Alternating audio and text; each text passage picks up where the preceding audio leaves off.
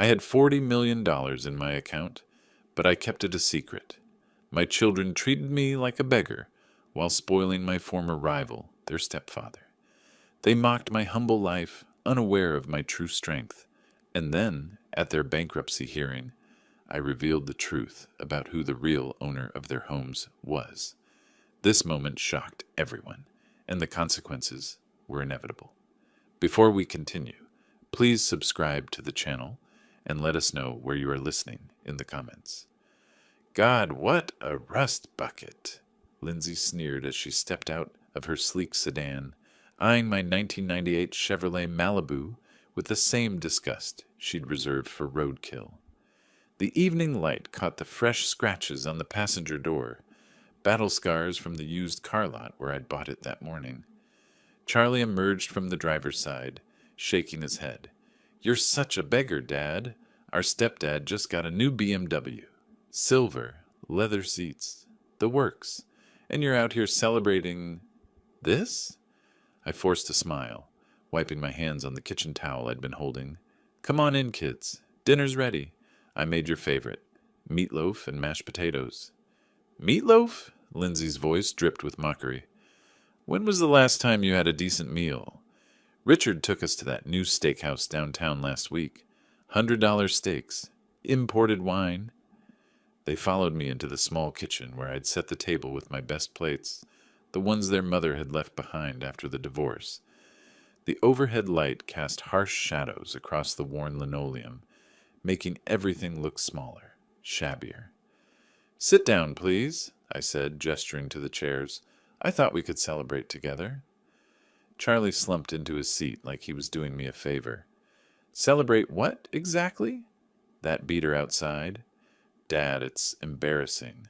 My friends see me getting out of that thing." "Your friends don't matter," I replied, serving the meatloaf. "What matters is that it's reliable transportation." Lindsay laughed, a sharp cutting sound. "Reliable? It looks like it's held together with prayers and duct tape. Richard's planning to buy me a new Mercedes for my birthday. A Mercedes, Dad, not some junkyard special." The fork trembled slightly in my hand. I set it down, watching them pick at their food, with the enthusiasm of prisoners on death row. "You know," Charlie continued, "it's hard to explain to people why our dad lives like this when our stepdad—" "Your stepdad isn't your father?" I interrupted, my voice sharper than intended. "No, but he acts like one," Lindsay shot back. "He provides for us. He cares about our image, our future.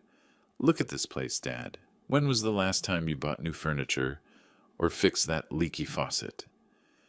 I glanced around the kitchen, at the slightly sagging cabinets, the mismatched chairs, the ancient refrigerator humming in the corner. Everything was clean, functional, but admittedly worn. During the divorce, I'd moved into this rental house while they stayed in our family home with their mother and Richard. "I live within my means," I said carefully. "There's value in that." "Value?" Charlie nearly choked on his potatoes. "Dad, you work at the hardware store. You drive a car that's older than my college degree. What kind of example is that?" The words hit like physical blows. I'd spent 30 years at that hardware store, working my way up from stockboy to assistant manager. I'd put them both through college, never missed a birthday or graduation. When their mother left me for Richard, a successful contractor with money and flash, they'd chosen sides without hesitation. "I've always provided for you," I said quietly. "College tuition, car payments, that summer in Europe for Lindsay." "That was years ago, Dad," Lindsay waved dismissively. "Richard's been supporting us since Mom married him. He bought Charlie that apartment, helped with my wedding." "Wedding you didn't invite me to," I muttered. "Because you would have shown up in some thrift store suit, probably driven that monstrosity." Charlie gestured toward the window. "We couldn't have that embarrassment." Something snapped inside me. The careful patience I'd cultivated over years of their dismissiveness, their casual cruelty, their complete disregard for everything I'd sacrificed for them. It cracked like ice in spring. I stood up abruptly, my chair scraping against the floor. "Get out!" They stared at me, forks halfway to their mouths.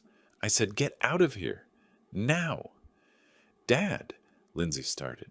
Don't. My voice carried a finality that surprised even me. Just leave.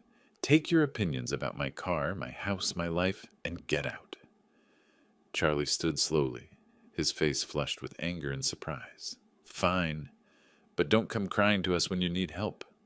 I won't, I said, following them to the door. Trust me on that. They gathered their things in stunned silence. Lindsay paused at the threshold, her expression a mixture of shock and wounded pride. You're making a mistake, Dad. We're the only family you have left. I watched them climb into their expensive car, the engine purring to life with the quiet efficiency of German engineering. The taillights disappeared around the corner, leaving me alone with the echo of their words and the weight of 30 years of accumulated resentment. The engine faded into the distance, leaving me with a silence heavier than their words. I stood at the window, watching the empty street where their car had been, my hands still trembling with rage. Beggar, I whispered to the empty room. They called me a beggar. I moved through the kitchen mechanically, clearing the barely touched plates. The meatloaf sat congealing on the serving dish, hours of preparation wasted on children who saw me as nothing more than an embarrassment to be managed. After they drove off into the night, I locked the door and sank into my chair. The house felt different now, charged with the electricity of burned bridges. I pulled out my laptop and navigated to the familiar website, entering the passwords I'd memorized years ago. The screen loaded slowly, then displayed numbers that would have shocked my children into silence. 40,891.32. $40 million. Built stock by stock, investment by investment, over 40 years of careful planning. It started with my first paycheck from the copper mines when I was 22. Instead of spending it on beer and entertainment like my coworkers, I bought 5 shares of IBM, then 10 shares of Coca-Cola, then more, always more, reinvesting dividends and adding whatever I could spare. I remembered those early years vividly, working double shifts at the mine, coming home covered in dust and exhaustion, only to spend hours researching companies, reading financial reports by lamplight. My first wife thought I was obsessed, but I knew I was building something important, something that would matter. When the mining industry collapsed in Butte, I'd already diversified. While my neighbors lost their jobs and their futures, I quietly transitioned to the hardware store and continued investing. Apple at $12 a share, Microsoft at $8, Amazon at $18. Companies that seemed risky then but felt inevitable to me. The secret had been my burden and my test. I'd wanted to see who truly loved me, who would stand by me when I appeared to have nothing. Their mother had failed that test spectacularly, leaving me for Richard's flashy success. Now my children had failed it too, calling me a beggar while sitting on a fortune that dwarfed their stepfather's modest construction business. I'd planned to leave it all to them. Every share, every dividend, every carefully cultivated dollar. But sitting in my kitchen, remembering the disgust in their voices, I felt something shift inside me. They didn't deserve inheritance. They deserved education. I opened another browser window and began searching property records in Butte. It didn't take long to find what I was looking for. Charlie's apartment building, where he paid $1,500 a month in rent. Lindsay's duplex, where she and her husband lived for $1,200 monthly. Both properties were owned by Mountain View Holdings, a small real estate company that had been struggling since the pandemic. I smiled for the first time all evening. Tomorrow, I would make some calls. Mountain View Holdings was about to receive an offer they couldn't refuse. "You want to see a beggar?" I murmured to the empty room. "Let me show you what real poverty looks like." I closed the laptop and headed to bed, my mind already working through the details. They'd humiliated me for the last time. Now it was my turn to teach them about consequences. Lying in bed, I reviewed the decades of careful choices that built my fortune, hidden from everyone, including the family, who'd long dismissed me as worthless. The irony wasn't lost on me. While they'd been comparing me to their stepfather's modest success, I'd been quietly accumulating wealth that exceeded their wildest dreams. Tomorrow would bring new possibilities. Tonight, I fell asleep planning my children's first real lesson in humility. Sunlight filtered through the curtains, pulling me from a fitful sleep filled with echoes of last night's barbs. I tossed and turned for hours, their voices replaying in my mind like a broken record. Beggar, embarrassment, rust bucket. The anger had crystallized into something harder during the dark hours, determination. I shuffled to the kitchen and fired up my old desktop computer, the fan whirring to life with familiar complaints. While it loaded, I made coffee in the same chipped mug I'd used for 20 years. The morning light streaming through my small window illuminated dust motes dancing in the air, but my focus was entirely on the screen. My brokerage account opened with its usual security prompts. I navigated to my holdings, scrolling through decades of careful selections. There, Microsoft, purchased at $12, now worth over $400. Apple, bought at $15, currently trading at $180. I selected several positions, enough to generate the cash I'd need for the next phase. The confirmation screen appeared. Are you sure you want to sell 50,000 shares of Microsoft Corporation? I clicked confirm without hesitation. As the processing wheel spun, I sipped my coffee and let my mind drift back to the divorce. Patricia had been so confident in her choice, so certain that Richard's construction business represented security, while I was just a dreamer playing with pocket change in the stock market. She'd laughed when I'd insisted on keeping my little hobby separate from our joint assets. You and your stocks, she'd said during one of our final arguments. When are you going to grow up and invest in something real? Something real. I almost laughed now, watching the digital confirmation appear on my screen. The sale had generated $20,000 in liquid cash, more than Richard would make in 10 lifetimes. The doorbell rang sharply, interrupting my thoughts. I glanced at the clock, 8:30 a.m. Who would visit this early? I opened the door to find Patricia standing on my porch, her face flushed with anger, her expensive handbag clutched like a weapon. How could you treat your own blood like that? She demanded, pushing past me into the house. Charlie called me last night, crying like a child. You threw them out? Your own children? I closed the door slowly, maintaining my composure. They're adults now, Patricia. 30 and 27 years old. They need to learn respect. Respect? She whirled around, her voice rising. You humiliated them. They were just trying to help you see reason about that ridiculous car purchase. Help me see reason? I almost smiled. By calling me a beggar? By comparing me to your husband, like I'm some sort of failure? You are a failure, the words exploded from her. Look at this place, William. Look at your life. You're 62 years old, living in a rental, driving a car that belongs in a scrapyard. Our children are embarrassed by you. Actions have consequences, I replied evenly. They chose to be cruel. I chose not to tolerate it. She stared at me, perhaps surprised by my calm response. You've changed. You used to be reasonable, understanding. Now you're just cold. I'm not cold, Patricia. I'm done being a doormat. Don't you dare blame this on me, she snapped. I tried to make our marriage work, but you were always buried in those ridiculous financial magazines, talking about companies nobody had ever heard of. Richard understands what it means to provide for a family.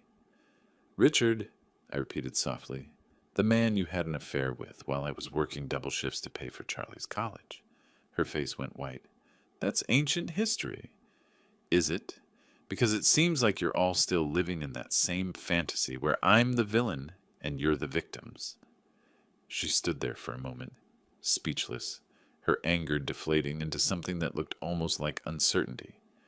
Then she straightened, gathered her purse, and headed for the door. This isn't over, William. You've hurt your children for the last time. I watched her climb into her BMW, Richard's money no doubt, and drive away down the winding Butte hillside. As her taillights disappeared around the bend, I couldn't help but think about the absurdity of it all. My 30-year-old son and 27-year-old daughter had run to their mother like children after being denied dessert. I closed the door and returned to my computer. The funds from the stock sale would be available in 3 business days. Soon I'd show them all what real power looked like. Those next few days blurred in watchful routine, each morning starting with a glance at my inbox until the alert finally came. Wire transfer complete. 20,000 available in your checking account. I stared at the notification for a long moment, feeling the weight of 40 years of patience and planning condensed into those simple words. The money that would change everything sat quietly in my account, waiting for my command. I grabbed my keys and headed downtown to the small real estate office, wedged between a coffee shop and a pawn store. The receptionist, a young woman with bright red hair, looked up from her computer. "I'm interested in purchasing an apartment building," I said. "The one on Granite Street, Units 108. She blinked. That's a significant investment. Are you working with a specific agent?" "I'll work with whoever can close the deal quickly." 20 minutes later, I sat across from Janet Morrison, a middle-aged realtor with tired eyes and a stack of property files. She slid a folder across the desk. "Mountain View Holdings has been struggling since the pandemic," she explained. "They're motivated to sell, but they're asking $2.8 million for the building." "I'll take it at that price. No questions." Her eyebrows shot up. "Don't you want to see the inspection reports? The rental history? The maintenance records?" "I'm familiar with the property." I pulled out my checkbook. "How quickly can we close?" The next 2 hours passed in a blur of paperwork and phone calls. I signed documents with a steady hand, my mind occasionally drifting to the times I'd helped Charlie with his rent, when he was between jobs. $3,000 here, $2,000 there, always with the promise he'd pay me back. He never did. Janet Morrison seemed almost dazed by the speed of the transaction. "I've never seen a cash purchase move this fast," she murmured, watching me sign the final papers. "I don't believe in wasting time," I replied. That afternoon, I drove to the courthouse to officially record the deed. The clerk, an elderly man with thick glasses, stamped the documents with practiced efficiency. "Congratulations, Mr. Simmons. You're now the proud owner of 847 Granite Street." From there, I headed to another realtor's office across town. Lindsay's duplex was listed with a different company, but the process was remarkably similar. The owner, a widow named Mrs. Chen, had inherited the property from her husband and was eager to sell. "It's been nothing but headaches," she confessed over the phone. "The current tenants are decent enough, but the maintenance costs are killing me." I purchased the duplex for $450,000, cash on the barrelhead. By 5 o'clock, I owned both of my children's homes. Driving through Butte's winding streets back to my modest rental, I reflected on how these buildings would soon become tools in my hands, turning years of quiet investment into a shield against their disdain. The afternoon sun cast long shadows across the mountainside, and I felt something I hadn't experienced in years: complete control.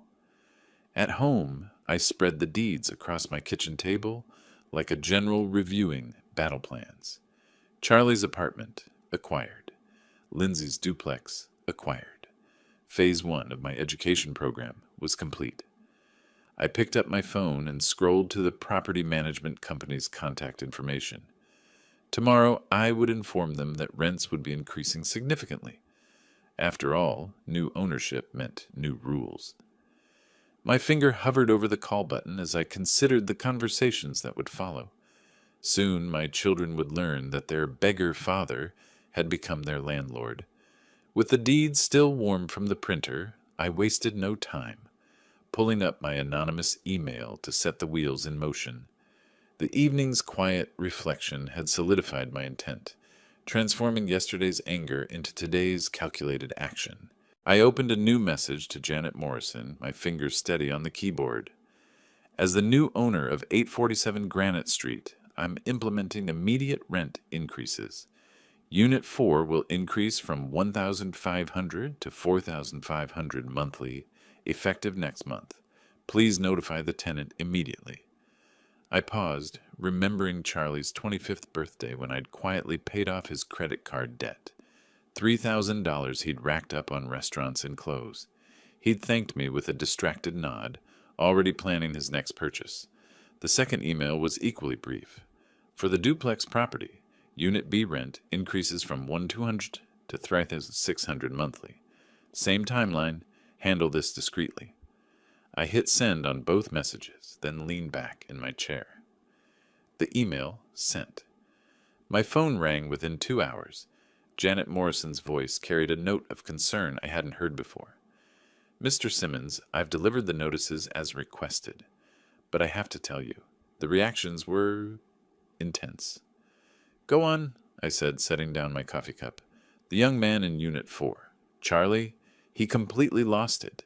Started screaming about robbery, slammed the door so hard I thought it might break. He's threatening to move out immediately. I made a non-committal sound, masking my satisfaction. And the young woman in the duplex, Janet continued, she broke down crying, kept saying, how can we afford this now? Over and over. She begged me to contact the owner, said she'd do anything to negotiate. Anything to negotiate. I remembered Lindsay's wedding shower, when I'd slipped her an envelope containing $5,000 for her honeymoon. She'd stuffed it in her purse without opening it, too busy showing off her registry gifts to Richard's wealthy friends.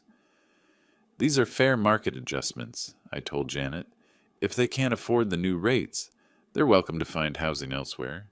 But Mr. Simmons, tripling the rent overnight is going to cause real hardship. These young people seem genuinely desperate. They're adults. They'll figure it out. After hanging up, I walked to my kitchen window and gazed out at the Montana mountains. A neighbor was walking his dog, and I caught fragments of his conversation with another resident about the harsh new landlord who was driving out good tenants. If only they knew that harsh landlord was the quiet man they'd seen puttering around his yard for years. I opened my laptop and spent an hour researching tenant rights in Montana, ensuring my actions were completely legal. The rent increases were aggressive but permissible with proper notice. Charlie and Lindsay would have 30 days to decide their next moves. That evening, I sat at my kitchen table with a small notebook, jotting down their possible responses. They might appeal to their mother and stepfather for help. They might try to negotiate directly with the mysterious owner, or they might come crawling back to their beggar father, finally ready to show some respect. I smiled, thinking about the irony. They'd spent years comparing me unfavorably to Richard, praising his business acumen and success. Now they'd discover what real financial pressure felt like, courtesy of investments that predated their stepfather's entire career. The phone rang again, Janet Morrison sounding even more frazzled. Mr. Simmons, I hope you don't mind me calling so late, but there's been a development. The young man, Charlie, he came back to the office this afternoon with some kind of lawyer friend. They're trying to challenge the rent increase, claiming it's retaliatory. Retaliatory against what? That's what I asked. They couldn't give me a straight answer. The lawyers seemed to realize their case was weak and left pretty quickly. I listened as she described the chaos, Charlie's red-faced accusations, Lindsay's phone calls pleading for mercy, the lawyer's embarrassed retreat when he realized the increases were technically legal. They're both convinced someone has it out for them personally, Janet added. The young woman keeps asking who bought the properties, but I told her that information is confidential. Keep it that way, I instructed. After ending the call, I stared at my phone as it began buzzing with an incoming message. The screen showed Lindsay's name, and I could see the beginning of what looked like a desperate text. My finger paused over the answer button, curiosity warring with the satisfaction of letting them stew in their panic. The phone's persistent vibration broke the afternoon hush, a message from Lindsay flashing urgently on the screen. Dad, please call me. We need to talk. It's really important. I set the phone aside briefly to compose myself. the lingering buzz echoing the realtor's report from the previous evening. Whatever desperation had driven her to reach out, I wanted to savor it for a moment before responding. An hour later, their car pulled up outside. Not the sleek sedan from before, but an older Honda that must have belonged to Lindsay's husband. They knocked frantically, the sound sharp and insistent against my front door. I opened it to find them both standing on my porch, their faces etched with worry and barely contained panic. Lindsay's eyes were red-rimmed, her makeup smudged. Charlie's jaw was clenched so tight I could see the muscles twitching. "Dad," Lindsay began, her voice trembling, "we're in real trouble. Our rent just tripled overnight, and we don't know what to do." "Please," Charlie added, though the words seemed to scrape his throat raw. "We need your help, just a loan until we can figure this out." I gestured them inside reluctantly, crossing my arms as they settled uneasily on my worn couch. The same couch they'd mocked just days earlier now seemed like a throne of judgment. "You want money from me?" I asked, my voice carefully neutral. "Dad, please," Lindsay pressed on, tears starting to flow. "We're desperate. The new landlord won't negotiate, won't even tell us who he is.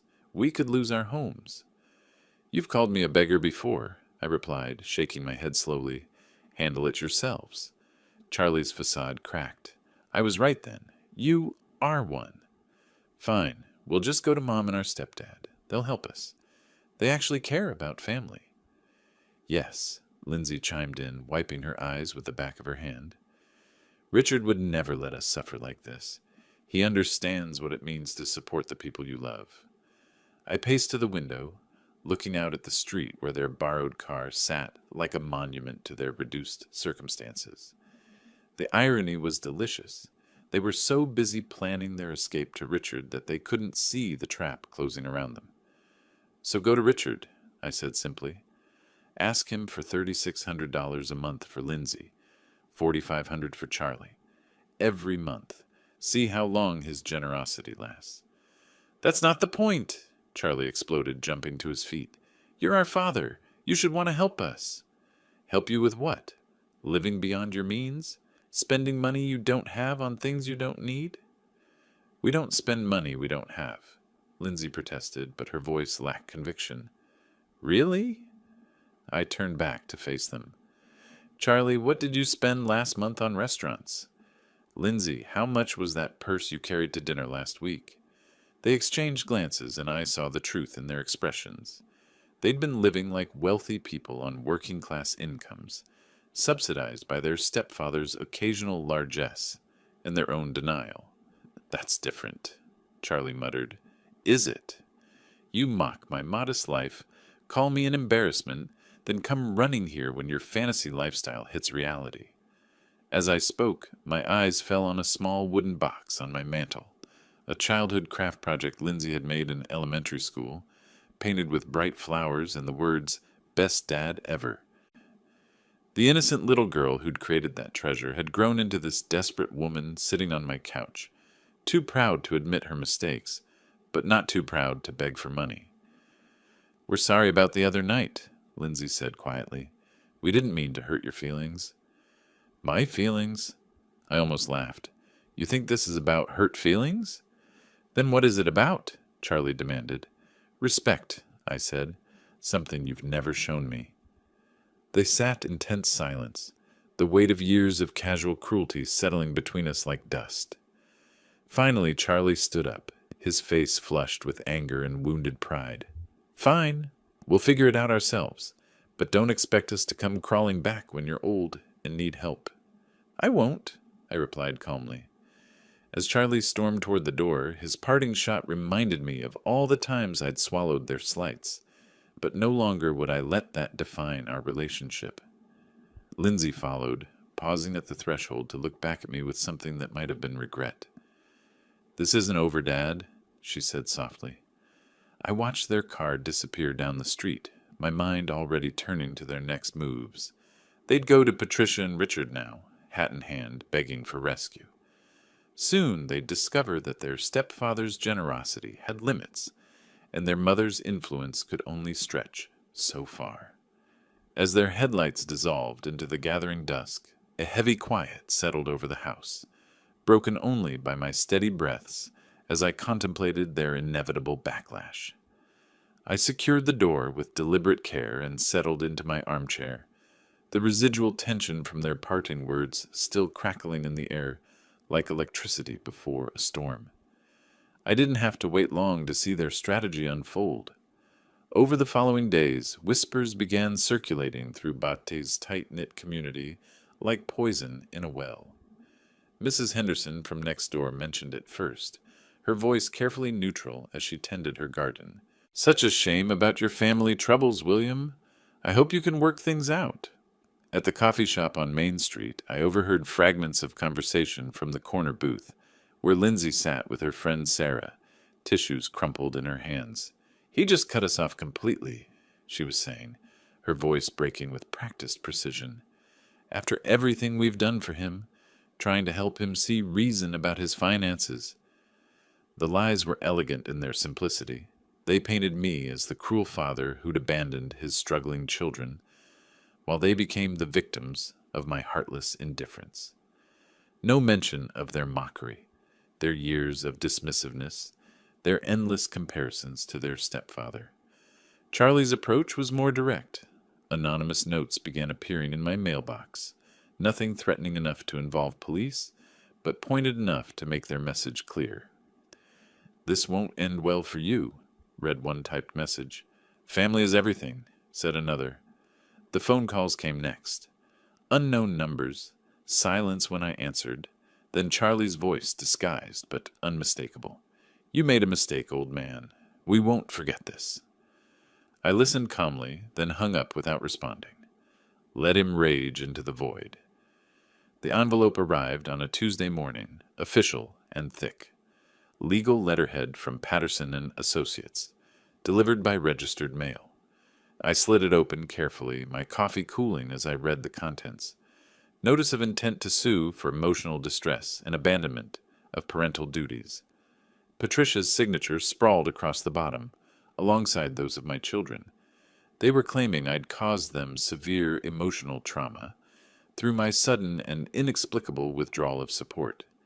They demanded compensation for their suffering and my immediate resumption of financial assistance. As the accusations spilled across the page, memories of their childhood loyalties fracturing during the divorce resurfaced, hardening my stance against this latest ploy.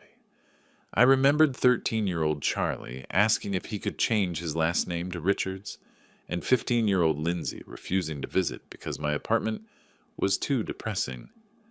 I reached for my phone and dialed the only lawyer in Butte I trusted, Frank Morrison, Janet's brother, who'd handled my property purchases with discretion. "William, what can I do for you?" "I need advice on a frivolous lawsuit. My ex-wife and children are claiming emotional distress." Frank's chuckle was dry. "Let me guess. They want money? They want me to resume financial support I never legally owed them in the first place. Bring me the papers." This sounds like pure harassment. I decided to clear my head with a drive into town. At the grocery store, I was loading bags into my Chevrolet when Tom Bradley approached, his expression uncomfortable. "Hey, William. Look, I hate to bring this up, but people are talking about you and your kids." "What are they saying, Tom?" "That you threw them out of their homes? That you're being vindictive because they're successful and you're, well, a failure?" I finished. "Is that what they're saying?" Tom's face reddened. "I'm just telling you what's going around. Maybe you should talk to them. Work something out." "Tom," I said, closing my trunk with deliberate calm, "sometimes the truth isn't what people want to hear." That evening, Frank called with news that shifted everything. "I've been doing some research on your son Charlie. There are some interesting vulnerabilities in his employment history that might be relevant to your case." "What kind of vulnerabilities?" "The kind that make lawsuits disappear quickly. I'll send you the details, but I think you might want to consult with a private investigator. I know someone discreet." He gave me a name and number. Detective Ray Sullivan, retired from the Butte Police Department, now working private cases. I held the card in my palm, feeling its sharp edges as I considered the implications. My children had chosen to escalate this conflict, dragging our family drama into the courts and the community. Perhaps it was time to respond in kind. The lawyer's words still ringing in my ears, I didn't hesitate, punching in the detective's number as twilight deepened outside my window. I brewed tea to steady my nerves after Frank's call, the persistent resolve against my family's assaults solidifying into something harder, more focused. "Sullivan Investigations," came the gravelly voice. "Mr. Sullivan, Frank Morrison referred me. I need someone investigated discreetly. I can meet you tomorrow evening. Beartooth Park, by the old pavilion, 7 o'clock. The next evening I drove to the outskirts under cover of early fog. Ray Sullivan was exactly what I'd expected.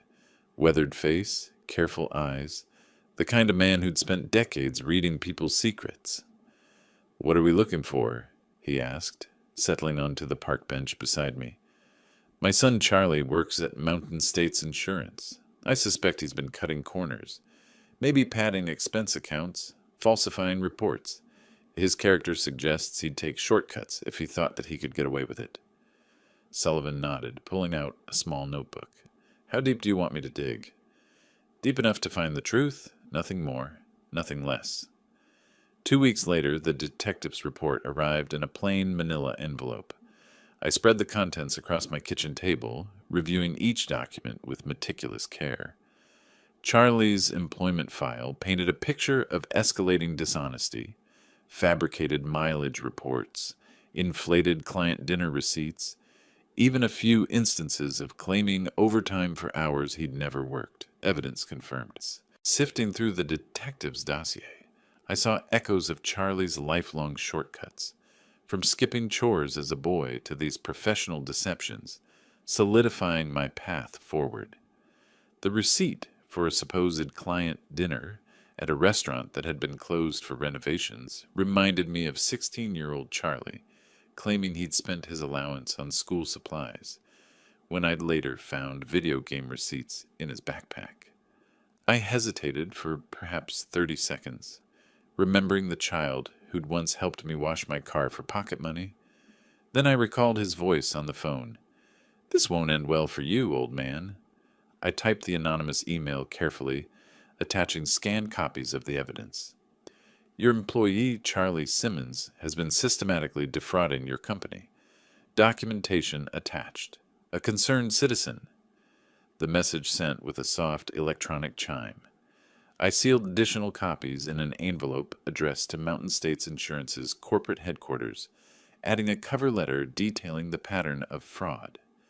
My hands were gloved, old habits from years of careful investing where anonymity sometimes mattered. Within a week, the news filtered through Butte's gossip network. Charlie had been terminated from Mountain States Insurance, effective immediately.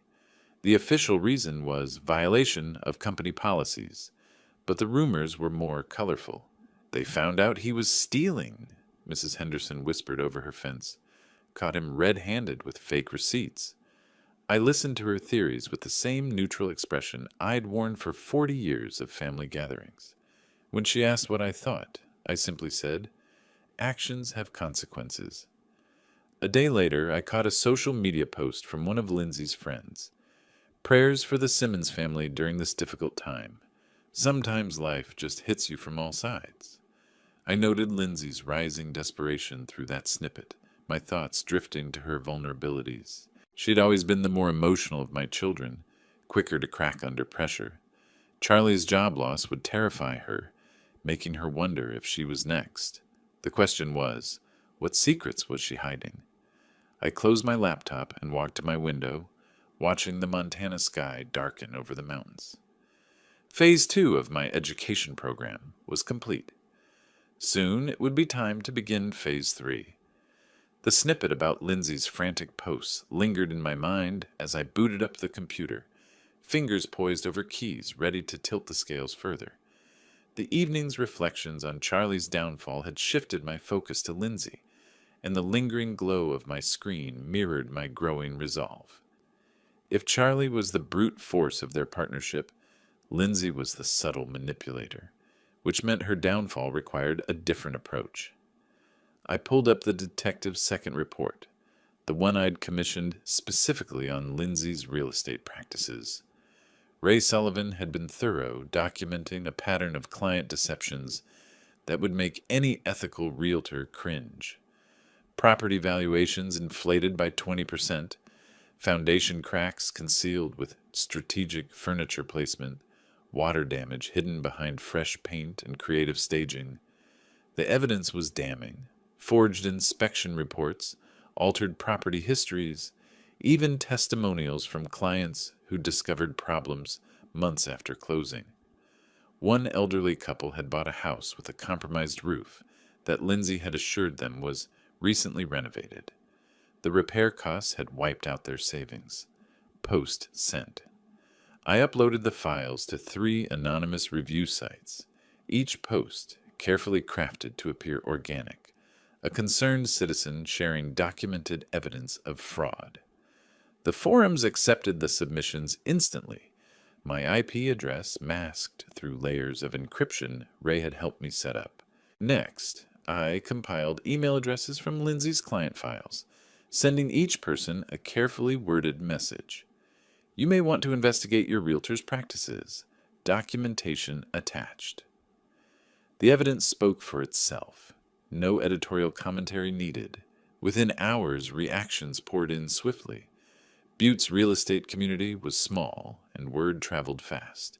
My phone buzzed with emergency notifications from local news sites picking up the story. I slipped on a hat and drove across town incognito, parking outside Lindsay's office where I could observe the chaos firsthand.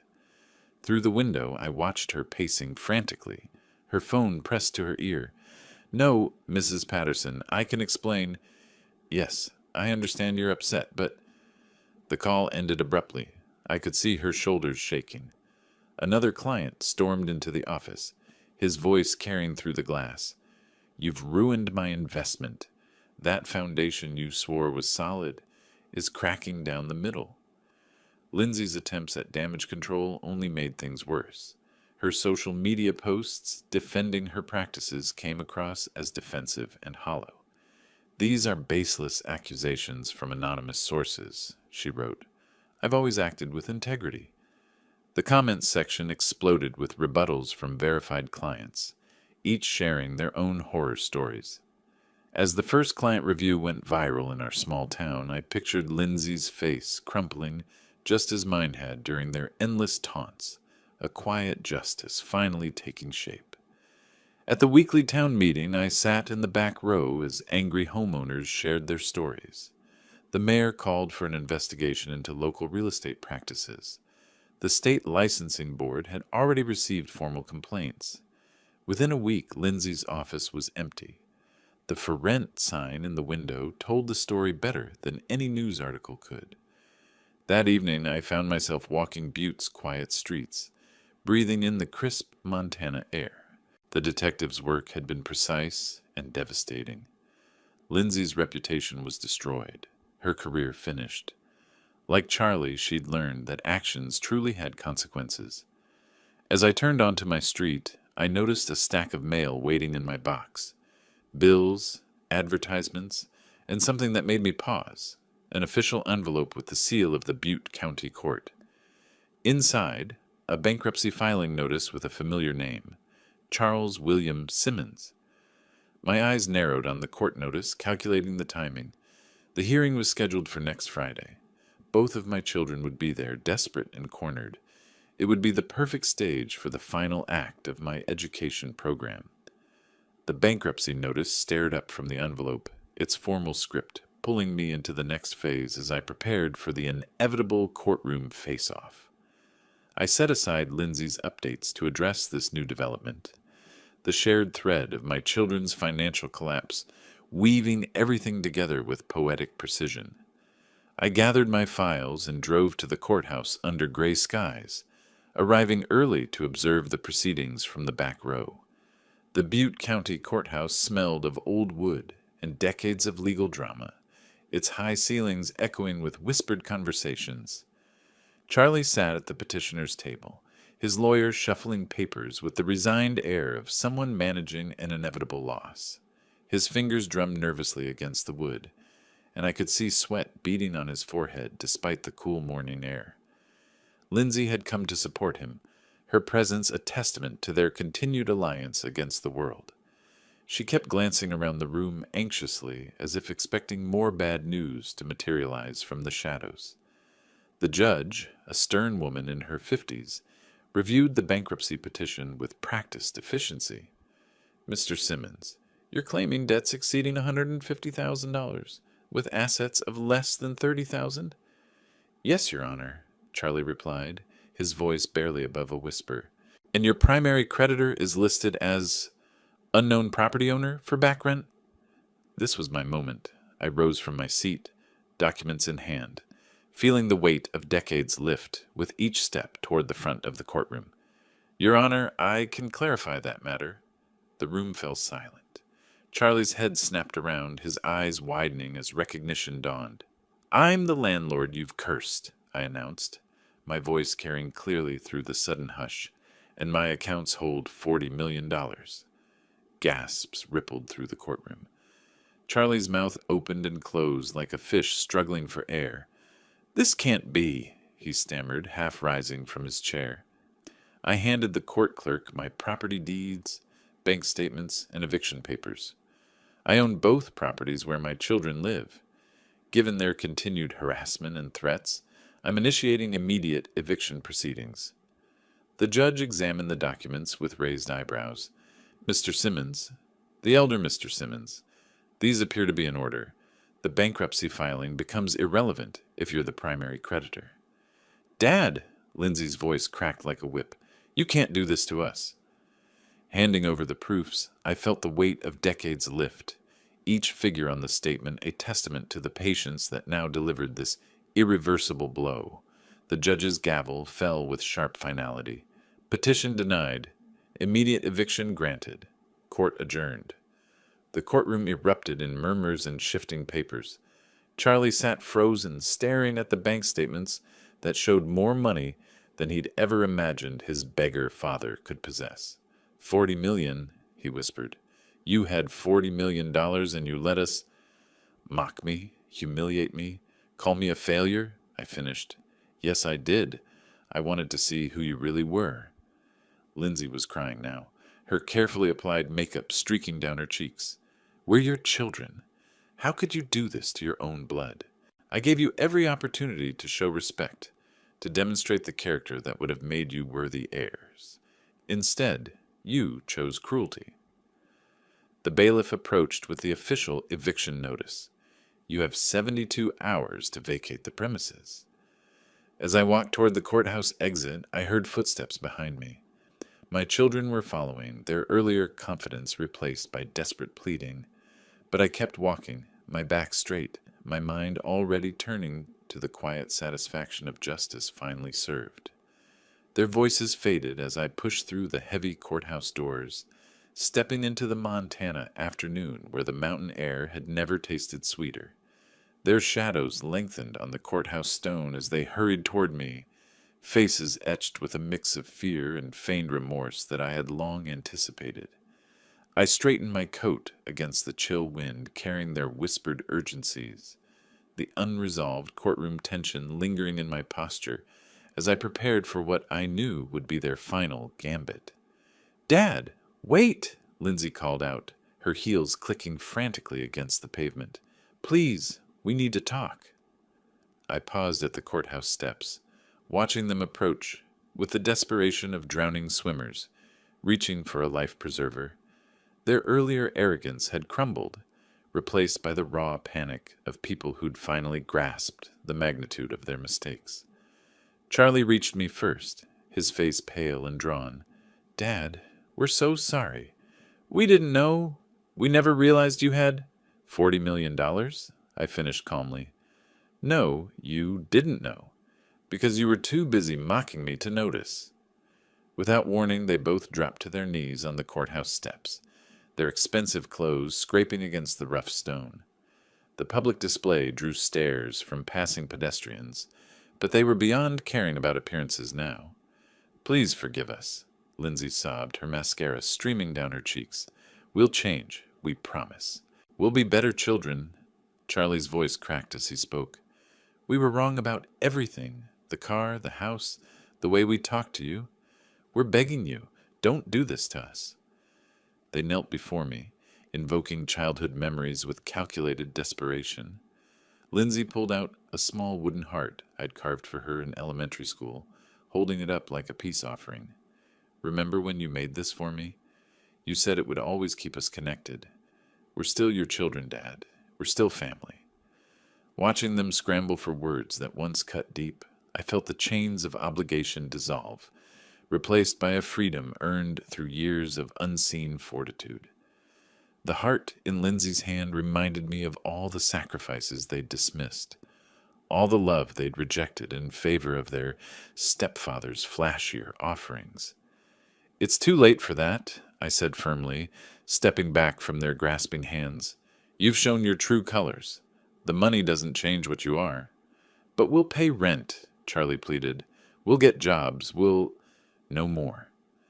I turned away from them, their pleas fading like distant thunder as I walked toward my car.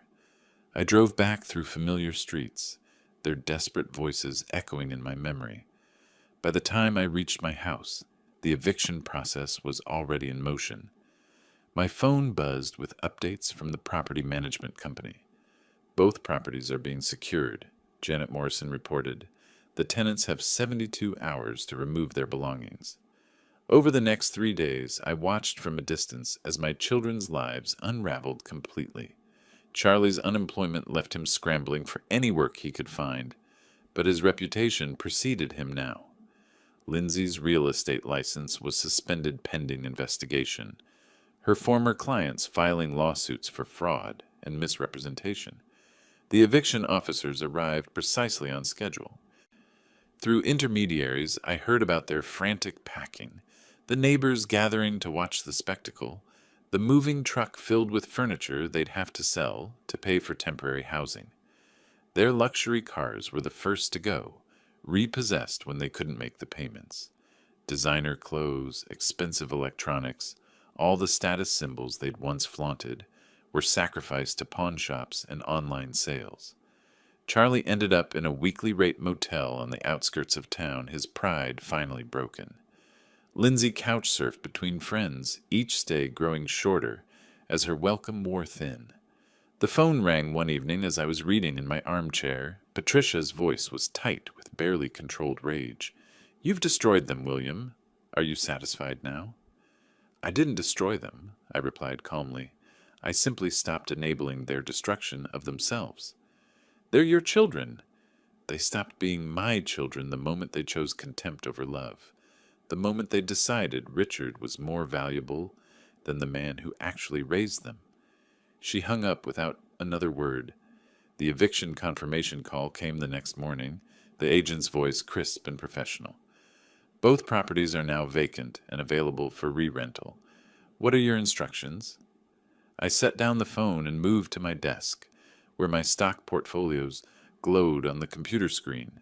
The numbers represented more than money now. They represented freedom, possibility, a chance to build something new from the ashes of what had been.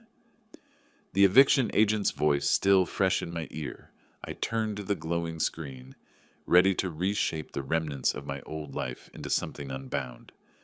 I pocketed the phone after the call and settled at my desk, anchored by the fresh sense of finality from my children's pleas still echoing in my memory. I opened my investment app and began the systematic process of liquidation. Not everything. I'd learned too much about the power of compound interest to abandon it entirely, but enough to fund the next chapter of my life. "Mr. Simmons," my broker's voice was professionally warm when I called. "What can I do for you today?" "I want to sell 30% of my portfolio. Blue chip stocks, diversified across sectors. I need the funds liquid within a week." "That's quite a substantial amount. May I ask what you're planning?" "A new life," I said simply. "Sold." The transfers completed with digital efficiency, millions flowing into my accounts like water finding its level. I listed both rental properties with new management companies, screening potential tenants who would actually appreciate what they were getting. The monthly rental income would provide a steady stream without the emotional baggage of my children's occupancy. My own house in Butte required minimal staging. I'd kept it clean and functional for so long that it showed beautifully to potential buyers. The first offer came within a week, a young family with children who saw the home's potential rather than its modest appointments. That evening, I browsed oceanfront properties online, the screen illuminating possibilities I'd never allowed myself to imagine. California beckoned with its promise of renewal, its distance from everything that had defined my previous life. I boarded the plane with light luggage, Butte shrinking below me as we climbed into the sky. The coastal town of Carmel welcomed me with salt air and endless horizons, a stark contrast to Montana's enclosed valleys. The house I bought sat on a bluff overlooking the Pacific, its windows framing sunsets that painted the sky in colors I'd forgotten existed. The real estate agent, a woman named Margaret, with kind eyes and silver hair, handled the closing with the efficiency of someone who'd seen dreams realized before. "You picked a wonderful spot," she said, handing me the keys. "The community here is very welcoming." Naanas, she was right. At the local community center's evening lecture series, I met Eleanor, a widow who'd moved to Carmel after her husband's death 3 years earlier. We struck up a conversation about books, then walks along the beach, then dinners overlooking the water. "I raised 3 children," she told me one evening as we watched the waves crash below my deck. "They visit twice a year, dutiful but distant. I've learned that family isn't always about blood." "What is it about then?" I asked. "Respect, kindness, the choice to see value in someone beyond what they can provide." Standing on the deck with her beside me, I marveled at how the ocean's vastness mirrored the expanse of possibilities unlocked by standing firm against those who once diminished me. The lessons from my investment beginnings, post-divorce, patience, persistence, the power of compound growth, had applied to more than just money. We walked the beach most evenings, our conversations flowing as easily as the tide. She'd been a teacher, understood the satisfaction of nurturing something worthwhile. I found myself sharing stories of my investing journey, the years of careful accumulation that had led to this moment of freedom. "You know," Eleanor said one sunset-painted evening, "I think you've been investing in yourself all along. The money was just the vehicle." My phone buzzed with a text from an unknown number, probably one of my children trying a new approach. I glanced at it, then deleted it without reading, my attention returning to the horizon where tomorrow's possibilities waited. The waves crashed in their eternal rhythm, and I realized I'd finally found what I'd been investing in all these years. Not just financial security, but the self-respect to walk away from toxicity, and the wisdom to recognize genuine connection when it appeared. As the sun dipped below the Pacific, painting the sky in shades of gold and crimson, I felt a contentment I'd never known was possible. The future stretched ahead, unbound by the expectations of ungrateful children or the ghosts of past disappointments. I was free. If you liked this story, please like this video, subscribe to the channel, and share your impressions of this story in the comments. To listen to the next story, click on the box on the left. Thank you for watching.